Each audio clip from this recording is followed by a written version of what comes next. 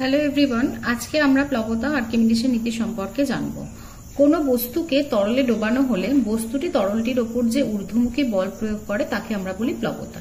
এই হচ্ছে একটা তরল নিয়েছে একটা পাত্রে, সেই তরলটার মধ্যে একটা বস্তুকে যদি আমি ডোবাই, ডোবানোর পর তরলটি বস্তুটির ওপর যে ঊর্ধ্বমুখী বল প্রয়োগ করে সেটাকে আমরা বলে থাকি প্লবতা। আর্কিমিডিসের নীতিতে আর্কিমিডিস কি বলে গেছেন? কোন বস্তুকে স্থির তরল বা গ্যাসীয় পদার্থে আংশিক বা সম্পূর্ণ নিমজ্জিত করলে বস্তুটি তরলটির ওপর একটি ঊর্ধ্বমুখী বল প্রয়োগ করে এবং বস্তুটি যে পরিমাণ তরলকে অপসারিত করে বস্তুটির ওজন তার সমান হয়। আমরা প্রথমে বস্তুর ভাসনের শর্তগুলো জানব।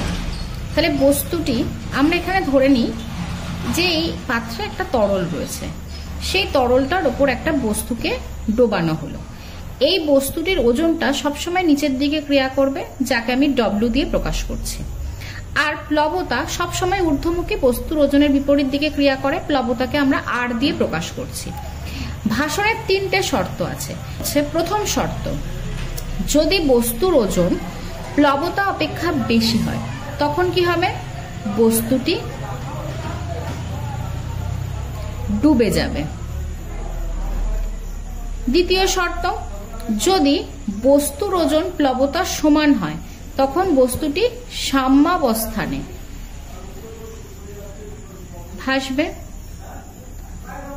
আর ৩ নম্বর সূত্র, যদি বস্তুর ওজন প্লবতার অপেক্ষা কম হয়, মানে প্লবতাটা যদি বেশি হয় তখন কি হবে?